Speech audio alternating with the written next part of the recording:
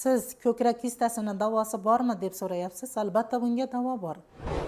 Chunki ko'krak kistasi hech qanday qo'rqinchli, vahimali narsa emas. Buni davolasa bo'ladi.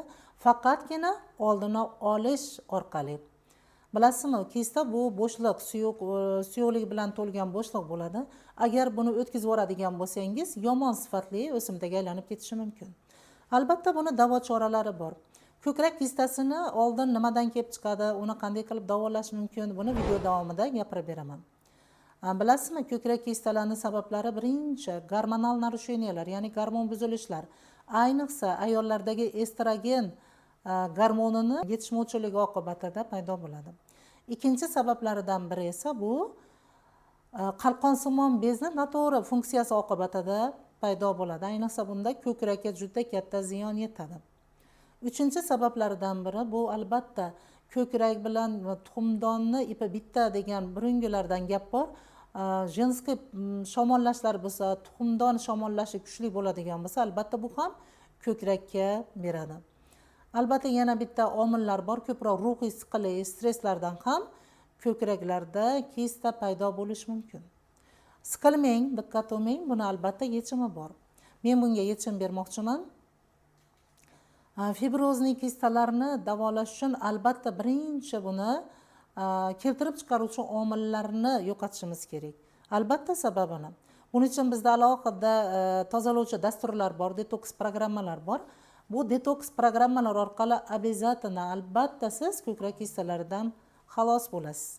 Albatta kompress qilinadigan alohida balzamlari bor. 2-oydan boshlab ko'krak kistasi qayta paydo bo'lmasligi uchun estrogen balansini to'g'rilaydigan 100% tabiiy fitoestrogenlardan foydalanib, sizlardagi kistalar yo'q qilinadi va ularni kelgusida yana qayta paydo bo'lmasligi uchun oldi olinadi.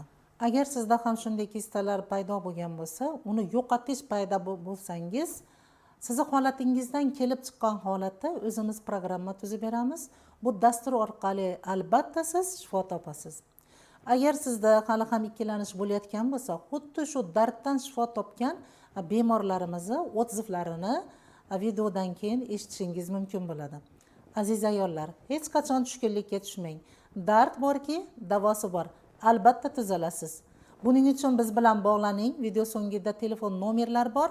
Mutaxassis maslahati mutlaqo bepul.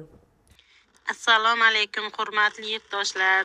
Men ko'kragimga fibrozni kistoz mastopatiya, bir ko'kragimga 4 ta, bir ko'kragimda 6 ta bor edi. Hali u yoqqa borib Toshkentga yaxshi nima olmadim. YouTube'ga Go'zal opani nimasini ko'rib, tabbiy shifoga murojaat qildim. Tabbiy shifo Diyora Go'zal opalar meni davoladi. Men Go'zal opadan, Diyora singlimdan minnatdorman.